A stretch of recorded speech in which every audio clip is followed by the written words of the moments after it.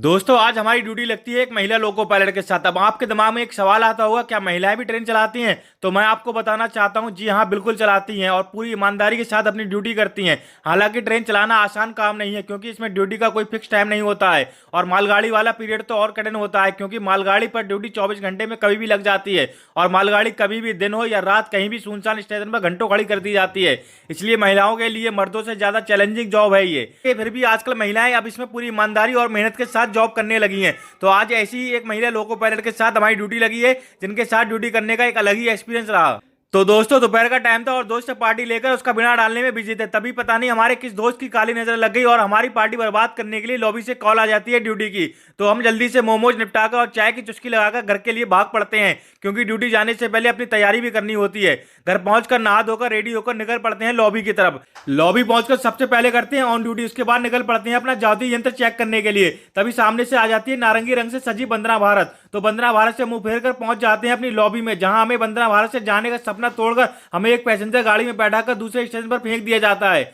गाड़ी से उतरकर सीधे पहुंच जाते हैं स्टेशन मास्टर के केबिन में, जहां स्टेशन मास्टर हमें एक बंद इंजन की चाबी पकड़ा देता है, जिसे लेकर हम अपनी महिला लोको पायलट के साथ धूप में सूख रहे इंजन का चार्ज लेने के लिए निकल पड़ते हैं। इंजन देखकर थोड़ा मन उदास हो जाता है, क्योंकि आज हमें मिलता है पुराने जमाने का इलेक्ट्रिक इंजन, जिसमें ड्यूटी करने का वो मजा नहीं है जो आजकल नए इंजन में है। इंजन में घुसते ही हमारा स्वागत होता है पतली सुरंग में, जिसमें इतना कम स्पेस होता है, एक बार घुसे तो बिना कपड़े गंदे हुए वापस नहीं आ सकते। और कभी कभी तो कपड़ा कहीं टच होने से फट भी जाता है, जिससे कब लोको पायलट की इज्जत चली जाए पता ही नहीं लगता है। लगे हाथ इंजन के अंदर हम कंप्रेसर का तेल चेक कर लेते हैं और अंदर लगे सारे इक्विपमेंट की सही से जांच कर लेते हैं। फिर पहुंच जाते हैं अपनी कैब में, जहां से हम अपनी गाड़ी चलाते हैं। आज किस्मत अच्छी है जो हमें ये सीट मिल गई है, वरना इन इंजन में मोस्टली फट्टे वाली सीट मिलती है, जिन पर बैठना बहुत मुश्किल होता है। चलिए दोस्तों, सब कुछ चेक कर लिया है अपने इंजन में, क्योंकि हमारा इंजन बंद पड़ा था। तो अब इसको स्टार्ट करते हैं। यह है हमारे इंजन का पेंटो, जो ऊपर बिजली के तार में जाकर टच होकर तार से इंजन में बिजली पहुंचाता है, जिससे हमारा इंजन स्टार्ट होकर ट्रैक पर चलने को तैयार हो जाता है।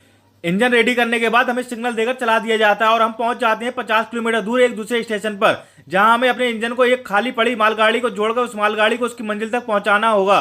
फिर जल्दी से हमारा इंजन गाड़ी में जोड़ दिया जाता है, पर इंजन के पाइप 3-4 आदमी मिलकर भी नहीं जोड़ पाते हैं, जिस वजह से हमें इसके नीचे जाकर जोड़ना पड़ता है। फिर हम निकल पड़ते हैं अपनी गाड़ी को चेक करने के लिए। तभी हमें अपनी गाड़ी का एक डिब्बा बिना गेट का मिलता है, जिसमें चेक करते हैं कोई बंदा बैठा तो नहीं है। फिर वापस अपने इंजन की तरफ निकल पड़ते हैं। बराबर में प्लेटफॉर्म ना होने की वजह से हमें पटरियों पर झाड़ियों में से होकर गुजरना पड़ता है, जिस वजह से कांटे हमारे पैर में लग जाते हैं, जो काफी तकलीफ दे रहे थे, जिनका तुरंत इलाज करना पड़ा। फिर हम पहुंच जाते हैं अपने इंजन में। फिर हमारी महिला लोको पायलट ने अपने बैग से बिस्कुट का पैकेट निकालकर हमें पकड़ा दिया, जिसका हमने भूख के चलते 1 मिनट में धुआं बना दिया। उसके बाद सिग्नल का इंतजार करने लगते हैं। जैसे ही सिग्नल होता है, अपनी गाड़ी को हवा से भी तेज दौड़ाकर ले चलते हैं, हंसते गाते लहराते अपनी मंजिल की तरफ